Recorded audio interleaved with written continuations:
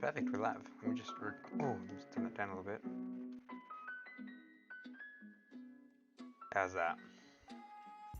Perfect, I think so. I should think.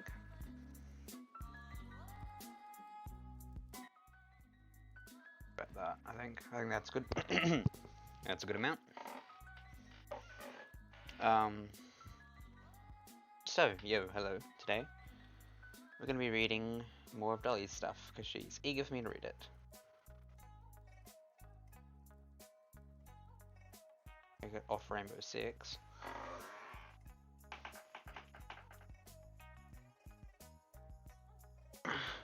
Hello, baby. Hi. It's okay. You're tired. Having a nappy. Cheesecake is just on my right. On the screen, that's my left. Hey, baby. Hey, Dolly. Welcome. He's very good. I'll get him in a sec. I think he's having a little bit of a sleep now. I'll grab him in a bit. How's Church and Birdie going?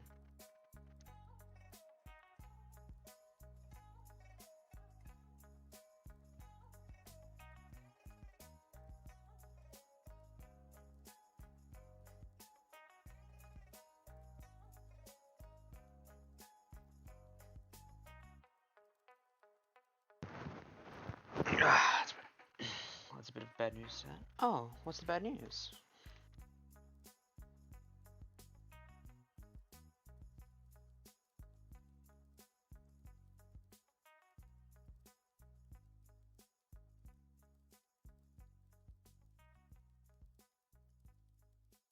Worried now. Yes, my mom.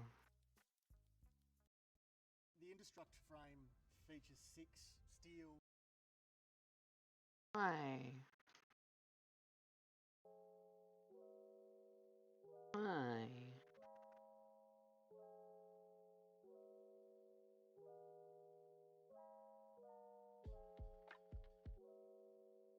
You're gonna cry.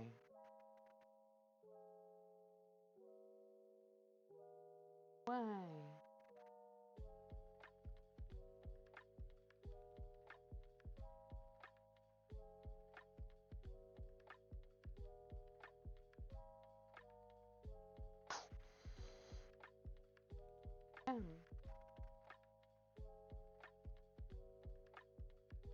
Really, that's really sad. Wouldn't catch them two kids in a handful. Please, Kate, can we have twin siblings? Take up cats. Fast asleep.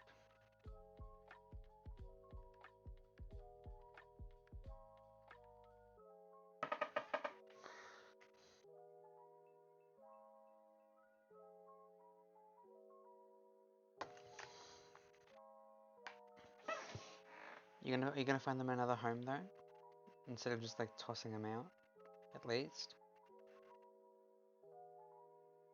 Okay, good. Make sure she thinks about it.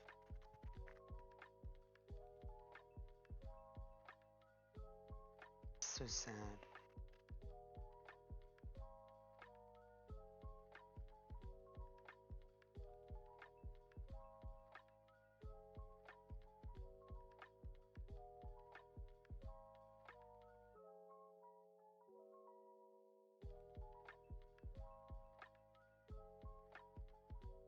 Anyways, while you're typing, should I start with Poppy or your original one?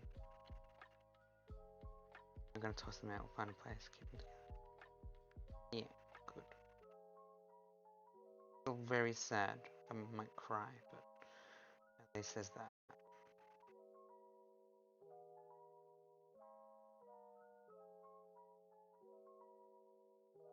Anyway, which one which one would you like me to read first? Or do you want to read them?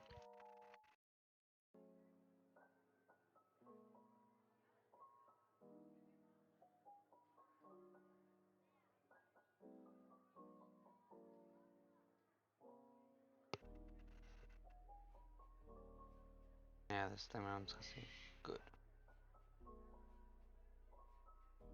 Glad to hear. Okay, let's go for your one first, because I saw that I didn't read any of it, but I saw that it was not very long. Not. I'm not going to share the screen for this one, just because I don't dox your Discord. But I'll read it out loud, and I can screen share my other one. It's old though, so there's typos in it. Okay, well we'll see. We'll see. Um.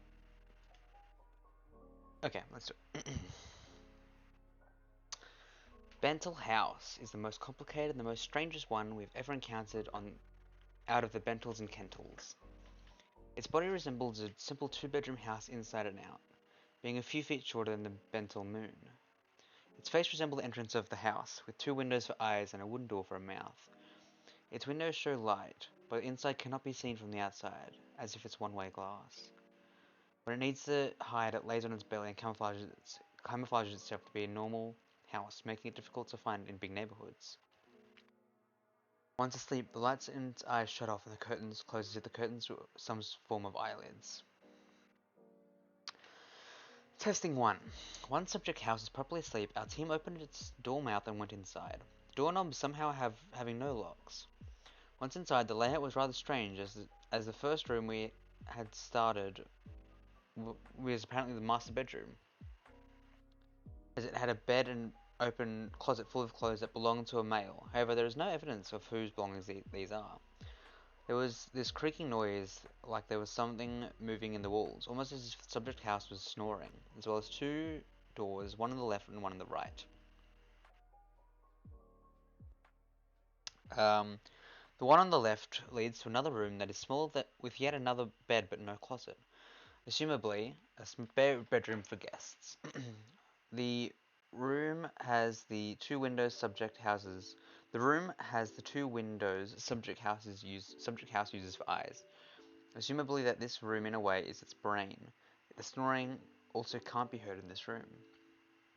Yet there was another door on the right, possibly the other half of the brain, where when inside it is dark, and the light switches don't work. We don't know what room this is, but it's clearly unsettling. Going back to the master bedroom and then going to the door on the right, it leads to the living room with a couch and a recliner and a TV, etc., etc. TV is off and you can faintly hear repeated thumpings as if the living room is its heart. The living room, right? I get that. That's funny.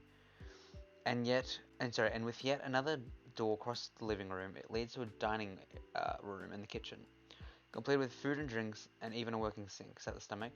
The food makes no sound, but if we're talking anatomy here, I can only assume this is the stomach. Oh yeah. It's one more door and it leads to the bathroom. There's nothing of importance there. There is other doors that is merely just cluttered closets. And messing with the lights or plumbing seems to not phase the subject house in sleeping state. Testing 2. Don't see what happens to the inside of subject house is awake and standing or walking. Dr. Turner will be the one testing. He stayed inside subject house for a total of 8 hours till subject goes to sleep. When Dr. Turner came out, he only said everything was exactly the same. Nothing even moved when Bentel House was walking. The only difference I noticed was that the doors led to the stairs. The doors led to stairs to the next room. Seems that subject house can only adapt its body if it rests or is active. Once again, I'm talking about its anatomy. My theory is that there are new sets of stairs. New sets of stairs are in a way a spine. Ooh.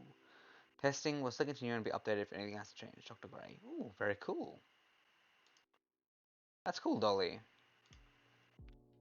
You should definitely like flesh that out. That'd be so sick. Like you should have like your own little SCP kind of like not pay like a website, but like I reckon you could create like a Wattpad story with like all different like the SCP website. Like it's got like the name, a picture, like and a couple stories about them and stuff. Like that'd be really cool. Like I know you had to think about Bentels and Kentels, but like what if there was like Bentels, Kentels, and just like everything else under the sun? Like that would be sick. That seems like a piece in a much larger universe that I think would be really cool. I have many others like us, but I thought of remaking them. You should. I reckon like if you make a Wattpad page, or even a website, because you can make a free website on like a Wix or whatever. Wix is so easy to use. Like you have like your own that'd be so cool. Imagine like you made like your own little tiny like your own like ARG. Like that'd be so cool. All right. Now for Poppy's playtime.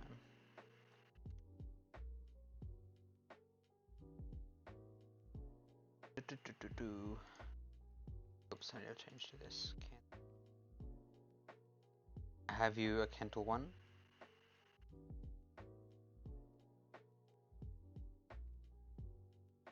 I gave you a Kental one. Oh, did you?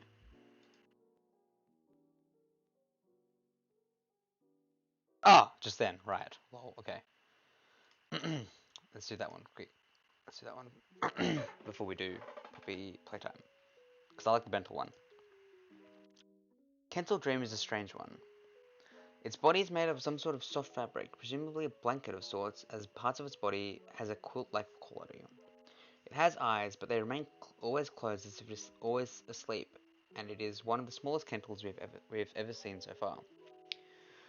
Subject Dream wears a small sleeping cap covered in stars. It won't let anyone take it off despite its lack of consciousness. As it sleeps, it makes a small snoring noise. However, it is unknown where these sounds are coming from, as the subject dream has no mouth or nose. Dr. North has fallen asleep on the job one day and has experienced pleasant dreams and saw Subject Dream in it. But that when he woke up, Subject Dream was sleeping right next to him on his desk. There was no sign of Subject Dream escaping its chamber or how it got there, as it was never awake. I theorize that Subject Dream can teleport when someone is asleep and in close proximity of Subject Dream, but there is no evidence backing up this. A Subject Dream does not react to anything involving loud noise or sudden room temperatures as it sleeps, or reacting involving sleeps or anything that could wake a living human being. However, Subject Dream can get up and walk from time to time, but still won't respond to anything as it is presumably sleepwalking. Testing will have to stop until we figure out how to wake Subject Dream up. Dr. Gray. Okay, cool. Though I legitimately think you could make like a whole little mini SCP. Not SCP, but own little kind of universe. Because they both sound like SCPs. You could have your own little universe of that. That'd be so cool. Like, can you imagine if Barry helped you out with that, and you had a couple little animations for it, like something even just that one video of when Poppy escapes and he's standing outside the house, just something just the house bit but it was a Bental and I just stood up and then walked off the screen, something like that, and I had a little security footage in the top corner. I have a couple that has sketches. Dolly, I reckon, obviously, I'm not gonna be the one making it, and I know it's a lot of work, but I would recommend. I think that'd be really cool. But hands are tied. No, I don't. And especially because your Wattpad is so highly rated, people would read it. Anyways, it is time for playtime.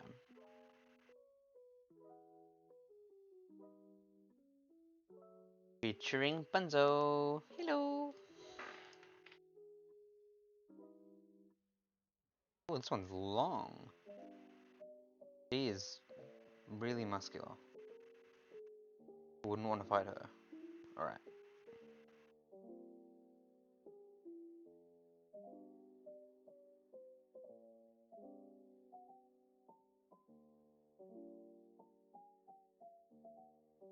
Time for the boy, that's right. Alright.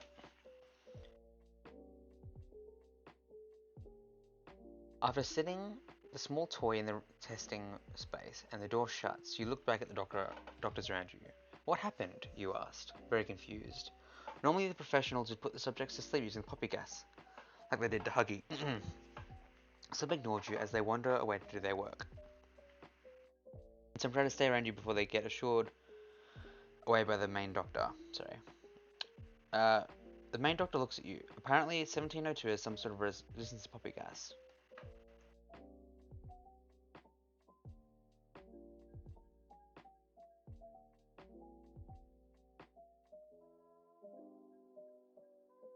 I don't know which one that is. He explains rather bluntly, pinching the bridge of his nose in annoyance, which makes transfer more difficult and more prone of it escaping. He continues, picking up a clipboard, handing it to you. You have 10 minutes. 1702's assignments are more easy than 1170's, so you should be fine with this one, he says in a dismissal tone before walking away. Before you can scan the document on the clipboard, you hear small tapping coming from the glass. You couldn't help but take a look and turn around to look at the... Wait. You couldn't help but turn around and have a look at the glass wall. 1702 stands at the very edge of the glass wall, looking at you with big eyes. He's a little yellow rabbit, dressed in green overalls, a small amount of green clown makeup, and a little green party hat on top of his head. There are marks on his paws, like something was strapped to his palms previously. His rosy cheeks damp with tears as he tries to say something to you with shaky-like movement. Like a child struggling to talk, but was crying too hard. You feel guilty that you unfortunately can't hear what he's saying. You look away to read what's on the clipboard, resulting in continuous tapping as if 1702's is desperately trying to get your attention. Experiment 1702, Bunzo Bunny. Subject, blank. Just like Huggy Wuggy, the subject name was marked out with black sharpie, just like the subject never had a name to begin with or was classified. Bunzo does not have his number, use random number. Okay, yeah, that's right. That's what I thought. Subject displays a large amount of hyperactivity and is unwilling to listen to other staff. It tends to be as fast as 1170 and jumps at approximately 10 feet, half the height 1090 can jump. Subject symbols were confiscated as they were very sharp and almost made two personnel deaf by slamming close to their ears. Subject must be able to control its lack of obedience, pay attention to others properly, sing happy birthday the correct way, and control the urge to harm staff and kids. If the subject does not show improvement, then it must be transferred to the water treatment immediately. These are the general contents of the document. It's a lot shorter than Huggy's, and that's for sure, which is expected as 1702 is brand new. Practically days old from what you hear from the mumbles of some busy doctors yesterday. You look back at 1702 now, or 1702, or now Bonzo, who now gave up trying to catch attention and sits still facing the glass wall. His arms are folded and the place where his eyebrows should be are furrowed with his mouth twisted into a frown. He's pouting like a 5-year-old, after having a tantrum that did not make him have his way. Feel like Bunzo may be a little easier than Huggy. He still seems like a kid that doesn't even realize what happened to him just yet. Like he still is who he was before.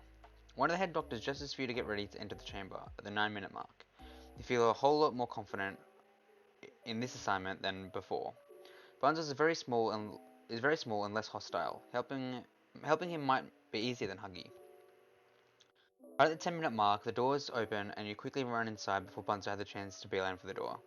He quickly stood up and still seems upset, pouting with his arms folded, while tapping his foot repeatedly like an angry rabbit. Why did you... Oh, okay. It's gonna have like a little baby voice. Why did you... fuck. I have some water.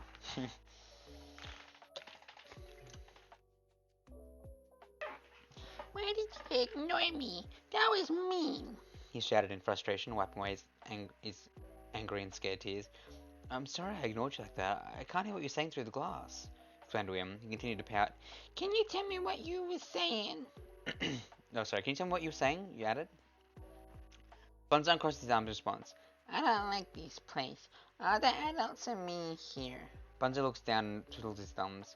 And the tall blue kid said you can help. He adds. Does he mean Huggy? Huggy spoke to him and told him to ask for your help. Oh, was his name Huggy? He asked, and the small boy nods in response. He said you were really nice to him, and you Trustful.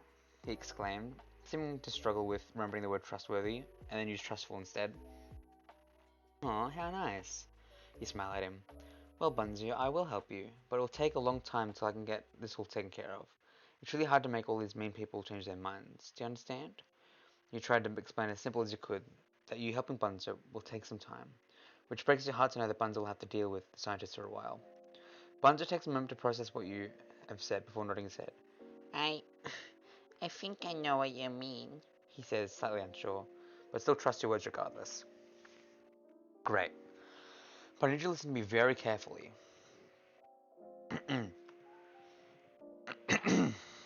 Pardon me. You crouch down to his level. Bunzo slightly looks down his hands, tracing his fingers along the marks where his straps of symbols once were. Looking up at you with a small nod and worried eyes. I can try. He seems not confident in his words, as he hardly pays attention, and his mind would linger as the other person talks. You patiently smile. It's okay. If you forget, I'll try and give you some to help, you assure him. Think of maybe writing on his palm or giving him a small note to remember what you're going to say to him. You need to try your very best to follow what the mean doctors say. I know you don't like them, but it is best if you listen, okay? You calmly asked. Bunzo's eyes slightly wandered to the glass, seeing many eyes from the doctors on him and a few right on clipboards. If Bunzo's ears weren't already down, they would have lowered, getting the sinking feeling of dread seeing the many eyes watching his every move. Bunzo? You speak? Noticing his uneasiness. Look at me, Bunzo, it's okay. You try to make him face away from the glass. Quickly looks at you with tears in his eyes. I don't like them. Speaks with his voice slightly cracking. I Oh, sorry, I know you don't, but please try and listen to them and be good until I can get things fixed, okay? You asked, followed by shaking no response from Bunzo. okay. I'll try and be good. Bunzo says, trying his best to gather his courage again and keep a brave face. It does not take long for you to leave the chamber through the airlock seal. Since Bunzo has a strange resistance to puppy gas, there was no need to activate it. But Bunzo does as you told him to and stays in the chamber where he waits for any of the mean doctors to say he can leave. You have Huggy and Bunzo in your care, but there are still so many others that you need you. You wonder if you could ask permission to try testing with the others full time, as the successful interactions with the two experiments boosted your hope and confidence. Tomorrow you scheduled a meeting with Dr. Ritterman to talk about your idea of being a permanent tester. Hope this will go according to plan. Greetings, valued Playtime co-employee. Please enter your name and password to log in. Username, Dr. Benjamin. Password, 567. Your mom's hot. Easy. Logging in. Hello, Dr. Benjamin. How can I be able to assist? Open email. Opening email. You have 2 new messages. Open message 1. Opening message 1. Attention all personnel. Give him a different voice. Whoops, wrong button. Yeah, attention all personnel. Due to recent events in the Blake Yard and the recent lineup for catnap, we have decided to close the Blake Yard for several days regarding any personnel unavailable for clearance. We also regret to inform that all catnap merchandise must be discarded and all smiling critter toys will no longer be in production. Please move and take all catnap merchandise, which may also include posters and other small trinkets, to the recycle bins immediately. Management. Open message 2. Open message 2. To all personnel. No. This is going to be a different voice. To all personnel. It has recently come to my attention that somebody in the factory has stolen Mr. Ritterman's company password and was snooping through important records and documents. We advise this individual to keep their business to themselves and stay in company lines. If anyone knows more information, please contact management as soon as possible. If this incident happens again, we will be forced to immediately terminate. Immediate termination. Management. Amazing, hope you update more. Hope you update soon.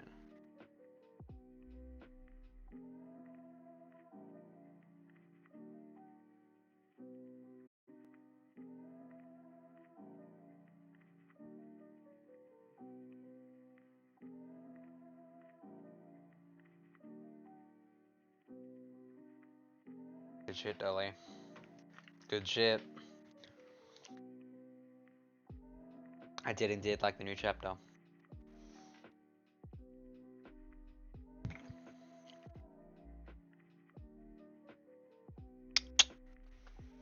That was really good.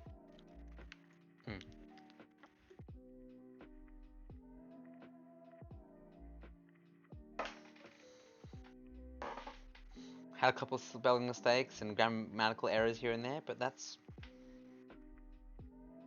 nothing. Really good work, Dolly. Really good work. When's the next chapter coming out? We got Bunzo, and we had Catnap, and Mystery of the Password ain't working.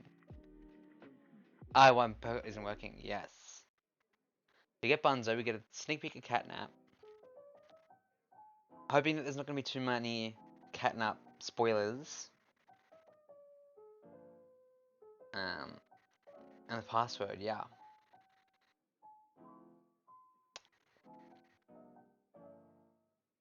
Shaping up to be really good, Dolly. Keen for the next chapter, very keen.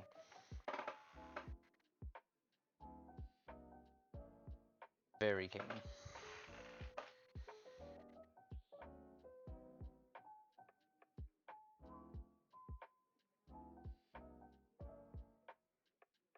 Sleeping, baby. I turned the, I have an electric blanket.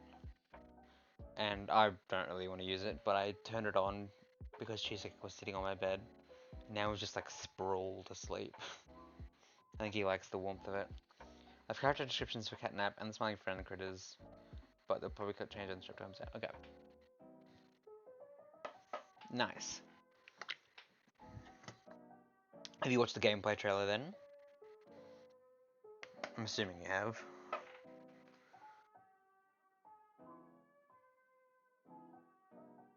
Hello, Smiley. You sleeping? You cannot hear me. Too busy being asleep. Too busy being asleep. Being asleep. I know all. Oh, Dolly's so in the know.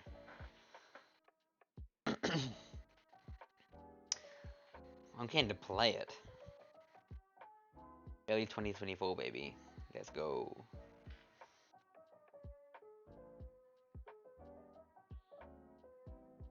Being a freaking treat. I'm hoping so. Hoping so. I'm kind of hoping. Now, don't get me wrong. So I haven't watched the entirety of FNAF Ruin. Literally, all I've seen is what I watched with you when you streamed it, and that was I watched like the first. I watched it for a while, but about 70% of that was you playing Gator Golf. So, um, so basically when Glitch Trap first appears, and it like glitched and didn't play for you or something. That's right. That's all I've seen. I don't know how far that is in the game. Probably not very far.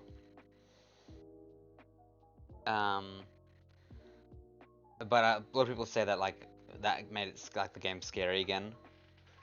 Not. I'm probably playtime is, scary, but like I'm hoping that it'll be like a kind of like another dark kind of glitch trap. Yeah. What did I say? Yes, that's what I said, glitch trap, right? Hoping that it'll be kind of like a dark, scary one, like Ruin was. Obviously they're all dark and scary, but like, I meant the MXs. I don't know. Maybe it was like a blue rabbit, and it wasn't glitch trap, but it was like a big blue like rabbit, you know. If that's an MXE, then sure. Like again, I don't know. That's MXEs? Okay, cool, thanks. Those then.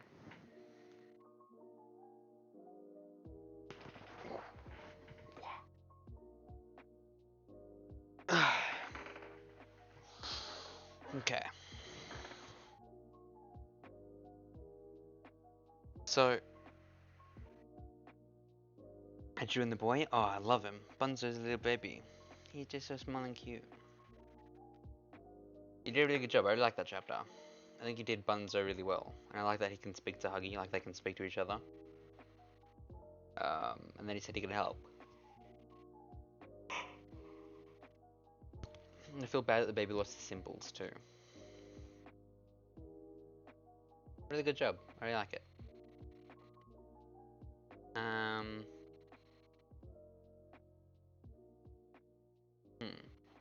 wondering. See, tomorrow I'm working. I've got a 9-hour shift tomorrow.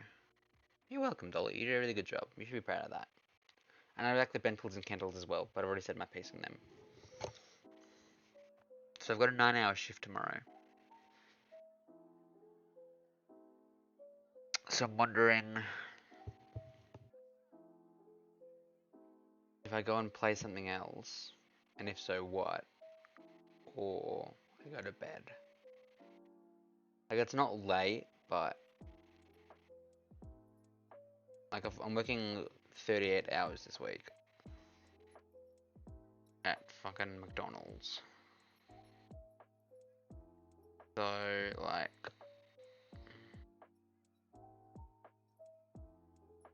cussing up.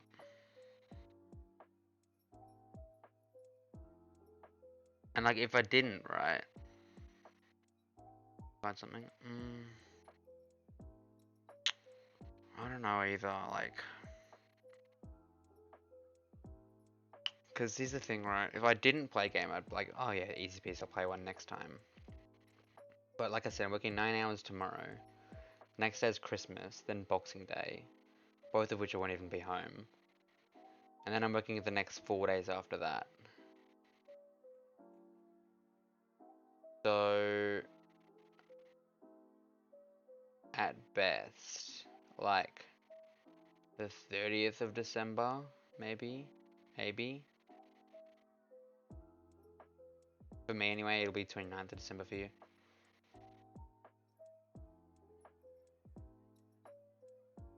And then I don't know what my shifts are the next week after that. Probably another fucking 38 hours. And that's why, like, I've kind of told you a little bit of why I haven't been streaming lately. But the other reason is because I've been so busy with fucking work. Like, because I finished uni, right? I graduated, or not graduated, I finished uni. I haven't graduated yet. Officially. But I finished uni. And so I'm like, okay, cool. Let me open up my Macca's availabilities. They're like, oh, hey, Ben's available now. Let's just give him the maximum we possibly can. Like, they actually asked me to work on Tuesday this week. Excuse me. So this week I worked every day. Except for Tuesday and Saturday, today being Saturday. So I worked Monday, Wednesday, Thursday, Friday, and then it's today Saturday, and then I'm working tomorrow. And they asked me to work on Tuesday as well. And I was like, yeah, fuck it, why not? Like, alright, like I'm not doing anything. But then they're like, oh, actually, like you're working the maximum amount of hours. You can't work that shift. So I didn't work on Tuesday. I went out on Tuesday. Which is another reason I'm streaming today, because like I would have loved to stream the last couple days, right? But I don't get a chance to. And because I've been finishing work at like 10 p.m. for the last few days. Like, I go to bed, I finish my shift 10, get home at 10:30ish, eat food, have a shower, and by then it's like 11:30 even maybe. And then I'm just like dead tired because I worked 9.5 hours on Monday, a 9.5 hour shift. And then I just go to bed, and because I'm going to bed at like midnight, and just because I worked 9.5 hours, I sleep in, and I wake up at, let's say, 10, I don't know. So I wake up at 10, and then like my next shift's like 11 till 8, which my shift tomorrow is 11 to 8. So like I go to bed, I wake up at 10, put on clothes, maybe have a coffee if I've got time, go to work for 9 hours, finish at 8, come home, like. So I would stream tomorrow, but because it's Christmas Eve, because I finish at 8. Like I can do something at like 9. But my parents are gonna be like, "Oh, Ben, go to sleep and go to bed because your little siblings need to go to bed so Santa can come," you know. Um, so I probably can't. I'm not gonna be here the next 2 days, and then I'm working. Oh, it's just work is just so there's so much work. Which reminds me I have to do something. I've got to put that on my calendar.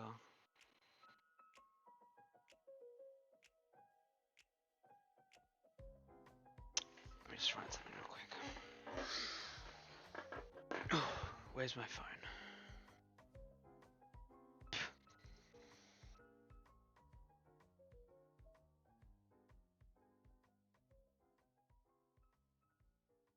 Get up to 365 gigs with a Boost Mobile 12-month expiry SIM on the full coverage of the Telstra mobile network. Switch today at boost.com.au. Boost Mobile.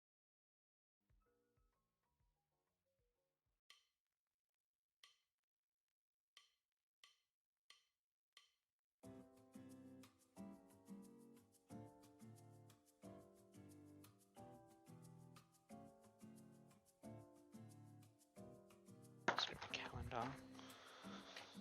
2024 calendar.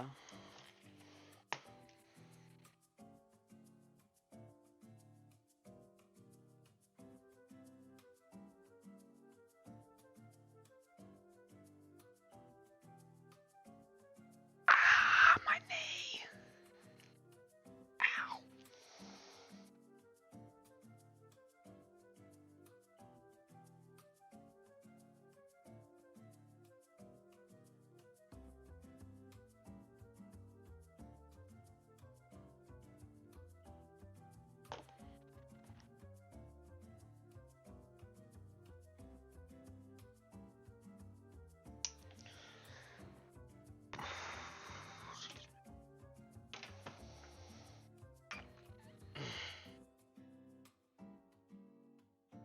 Okay, I figure work is just, yeah, it is so stressful lately.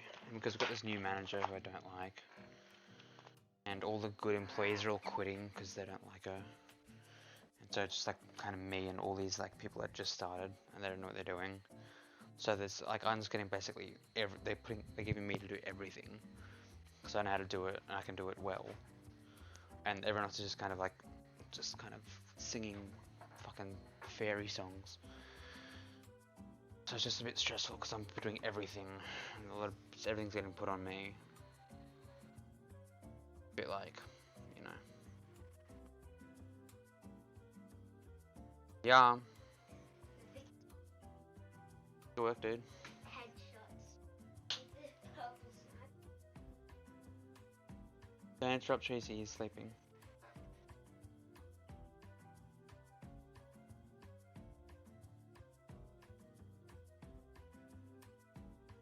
One sec, Dolly. Leave the music going for you.